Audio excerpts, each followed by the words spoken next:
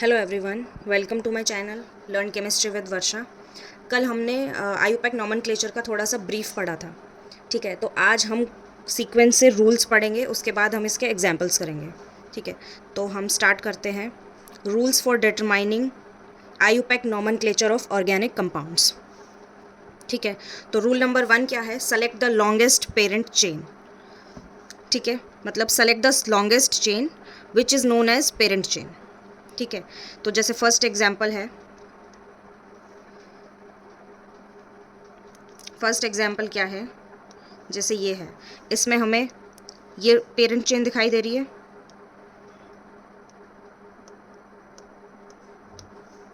ये जो मैंने ये क्लाउड सा बनाया हुआ है स्काई ब्लू से, ये क्या है? Parent chain. ऐसी सेकंड एग्जाम्पल, ये वाला फर्स्ट एग्जाम्पल है, ये सेकंड एग्जाम्पल है, इसमें ये पेरेंट चेन है। ठीक है, नेक्स्ट क्या है? इसी रूल 1 के अंदर ही है, chain should be continuous, no breakage. मतलब कि चेन जो है वो कॉन्टिन्यूस होनी चाहिए, उसके अंदर कोई ब्रेकेज नहीं होना चाहिए। फॉर एग्जांपल, जैसे हम यहाँ से चेन स्टार्ट कर रहे हैं, जैसे मैंने ये ब्लू कलर का क्लाउड बनाया हुआ है, ये यहाँ से और यहाँ तक कंप्लीट चेन होनी चाहिए, कॉन्टिन्यूस होनी चाहिए। ये नहीं कि यहाँ तक हमने बना दिया और उसके बाद ब्रेक कर दिया बीच में चेन को। ठीक है, तो ये लॉन्गेस्ट पेरेंट चेन है। लॉन्गेस्ट मतलब कार्बन एटम्स उसमें ज़्यादा से ज़्यादा होने चाहिए। इस तरह की हमें चेन सेलेक्ट करनी है जो जिसमें ज़्यादा से ज़्यादा कार्बन एटम्स हो। ठीक है, उसके बाद रूल नंबर 2 है, parent chain should have maximum number of substituents. जो भी हम पेरेंट चेन सेलेक्ट करेंगे उसमें सब्सटीट्यूएंट्स जो है उनका नंबर कितना होना चाहिए? मतलब मैक्सिमम होना चाहिए। ठीक है, तो जैसे ये वाला है, मैंने 2 तरीके से नंबरिंग की हुई है, तो इसमें ये वाला राइट नंबरिंग है, ये वाली रॉन्ग नंबरिंग है। इसमें 2 सब्सटीट्यूएंट्स दिखाई दे रहे हैं, एक ये और एक ये, 2 सब्सटीट्यूएंट्स हैं। इसमें भी कहने को तो 2 ही सब्सटीट्यूएंट्स हैं, पर इसमें पेरेंट चेन जो है इसमें 4 कार्बन एटम्स हैं। इसमें कितने हैं? 1 2 3 4 एंड 5। तो प्रेफर्ड कौन सी होगी? फर्स्ट वाली।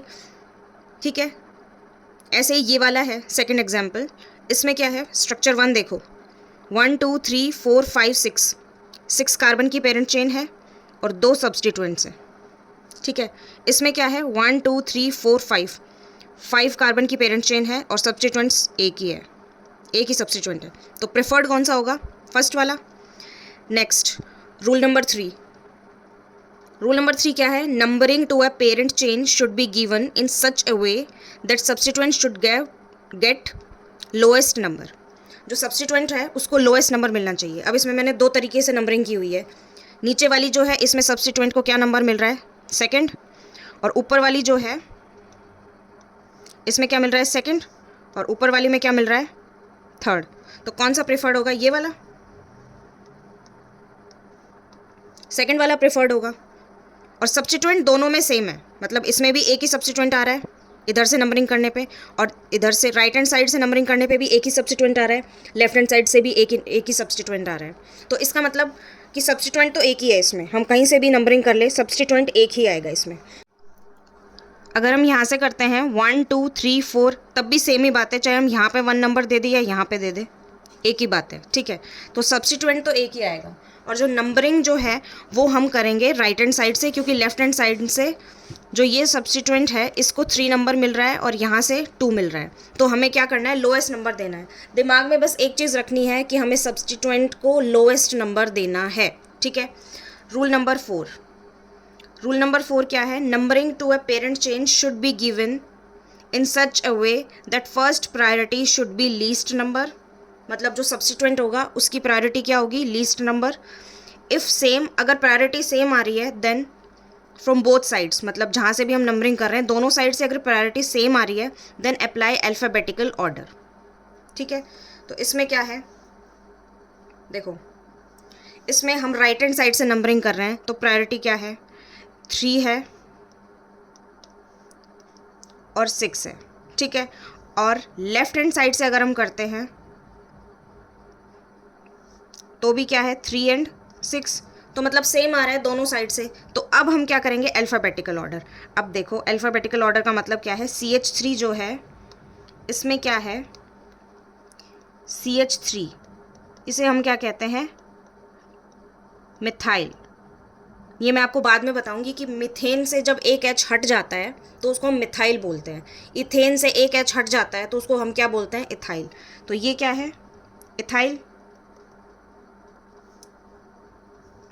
मतलब इसको क्या बोलेंगे, CH2CH3, या फिर हम इसको क्या बोल सकते हैं, C2H5। यहाँ पे ये पेरेंट चेन लगी हुई है, ठीक है।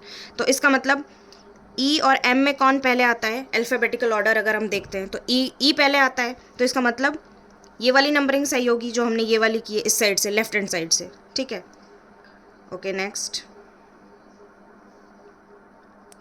Rule number 5। रूल नंबर 5 क्या है कि if possible then apply lowest sum rule,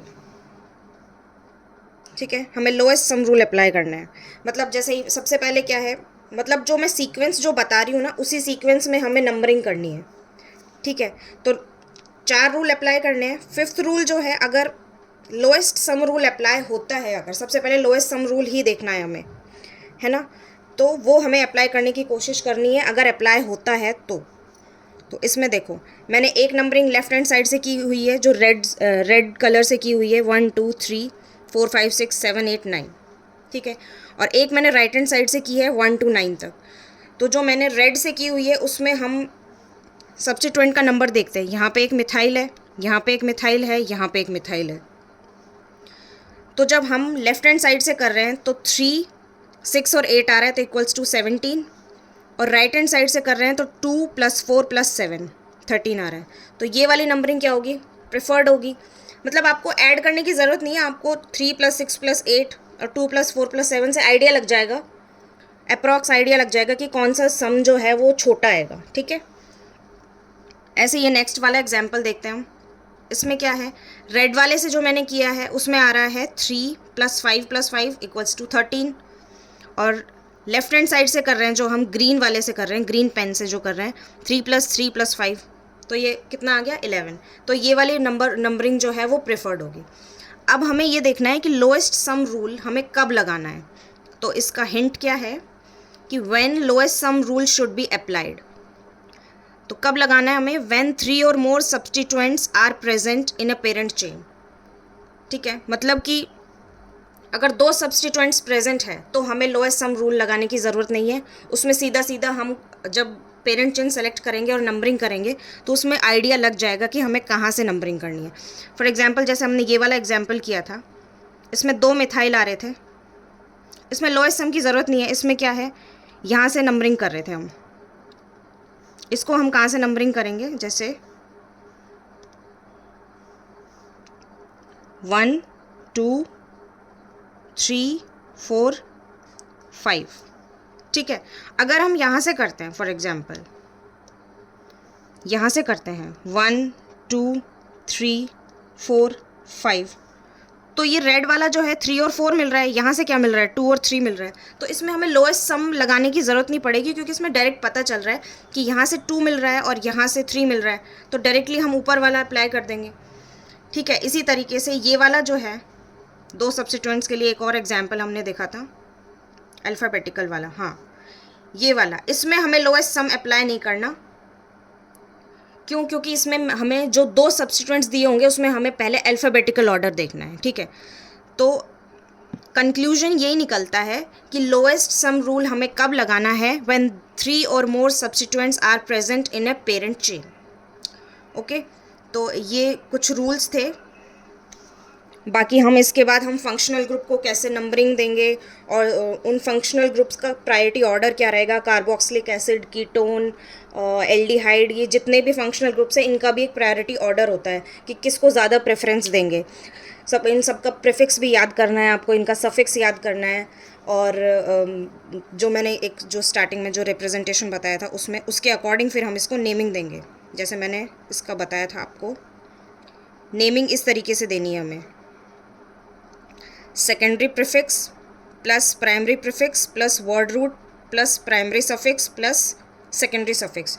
तो ये कंप्लीट जब हम पढ़ लेंगे तो ये वाला जो रिप्रेजेंटेशन है ना, ये हमें लर्न करना है। इसके अकॉर्डिंग हमें नेमिंग देनी है, जो भी IUPAC नॉमेनक्लेचर होगा उसको हमें इस अकॉर्डिंग नेमिंग देनी है, ठीक है। तो okay, this is all about this lecture. I will see in the next video.